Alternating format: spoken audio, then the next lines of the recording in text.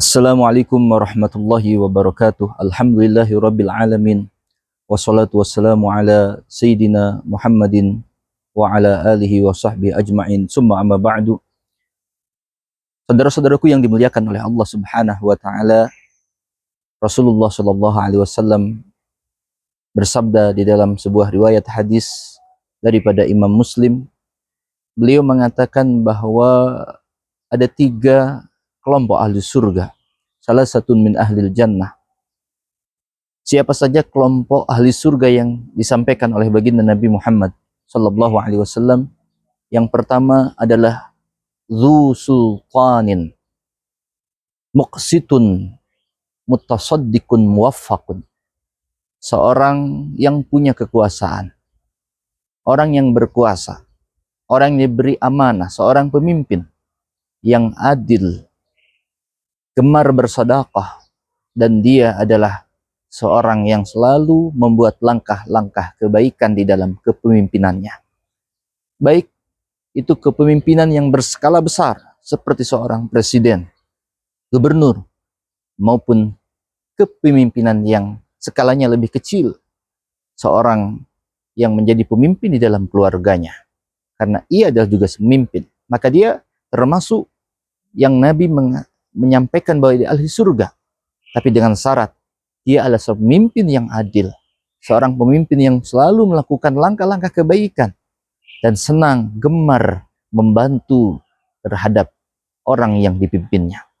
Lalu kemudian yang kedua yang disampaikan oleh baginda Nabi Muhammad SAW adalah rajulun rahimun raqiqul qalbi likulli dhi qurba wa muslimin. Seorang yang pengasih, penyayang, yang memiliki kelembutan hati terhadap kerabatnya, terhadap keluarganya, terhadap saudara muslimnya, dan terhadap seluruh umat manusia.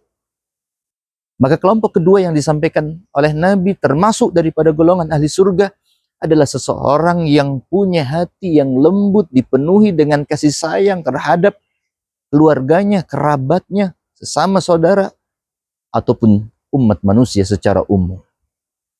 Dan kita di bulan suci Ramadan ini adalah waktu yang tepat untuk kita terus melembutkan hati kita, menambah kasih sayang kita, seperti yang dicontohkan oleh baginda Nabi Muhammad Shallallahu Alaihi Wasallam, bahwa di saat bulan Ramadan semakin nampak kelembutan baginda Rasulullah Shallallahu Alaihi Wasallam. Maka siapa yang masih memiliki cara yang kasar, memiliki cara yang keras terhadap keluarganya, terhadap saudaranya, maka kita ubah di bulan suci Ramadan ini, jadilah seorang yang dipenuhi dengan kelembutan dan kasih sayang, karena termasuk daripada golongan ahli surga. Dan yang terakhir, yang ketiga, termasuk seorang yang ahli surga yang disebutkan oleh Nabi adalah afifun muta'affifun dzu'iyalid.